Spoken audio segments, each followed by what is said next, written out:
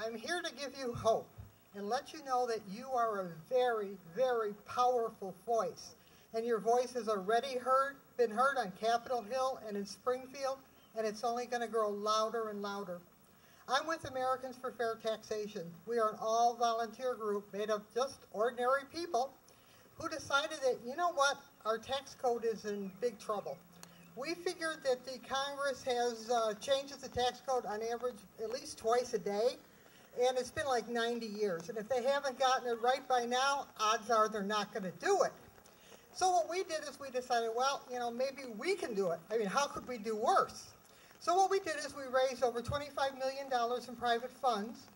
We took that money, we went out to the American people, and we asked you, what should the tax code look like? What's good, what's bad, what do you want? When we got all that information together, we took it to the smartest people we could find in Harvard and Stanford and MIT and Boston University and Cato. And we said, okay, this is what the American people want. Let's make a bill out of it. And you know what they found? They found that actually it was already all here, written in our Constitution. The same tax plan that our founding fathers originally wrote in our Constitution. You can read all about it in the Federalist Papers, number 21. So we wrote the bill, put it under our arm, and went to Congress.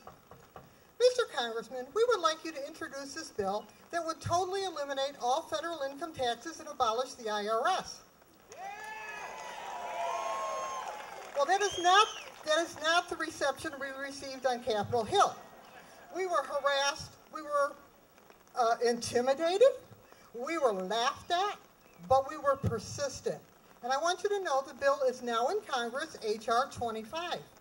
Now I want to tell you a little bit about this crazy bill and what our crazy founding fathers thought about it.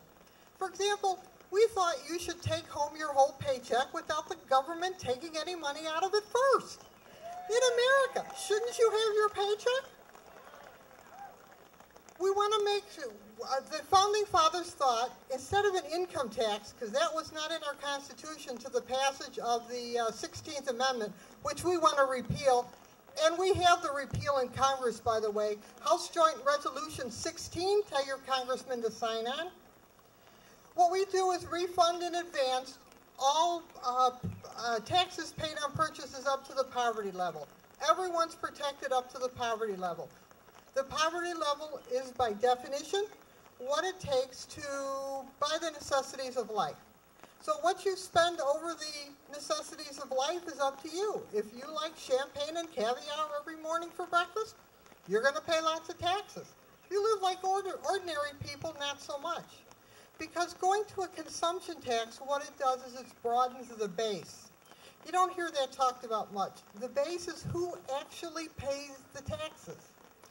Now, I don't know, you may have your lobbyists on Capitol Hill and your smart lawyers to do your taxes for you, and you may pay very little. I don't have any of that, so I pay a lot. What this would do is would eliminate all that, and that you would pay tax when you spend your money. Basically, if you want to, spend your money, you can. If you think your government is doing a wonderful job and you want to support them, go spend, spend, spend.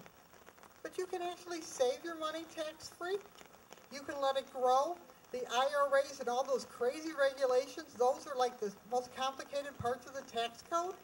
All that is gone. And it closes all the loopholes. Everyone is treated equally. So everyone plays by the same rules. The taxes collected by the state, we already collect taxes by the state. We just don't need the IRS. So it's time to tell them to go home. So if you're interested in finding more about the bill, you can go to fairtax.org. And if you want to get involved, you can come to our networking site, fairtaxnation.org. But remember, the power is in your hands. Only you can get rid of the IRS. So, thank you so much.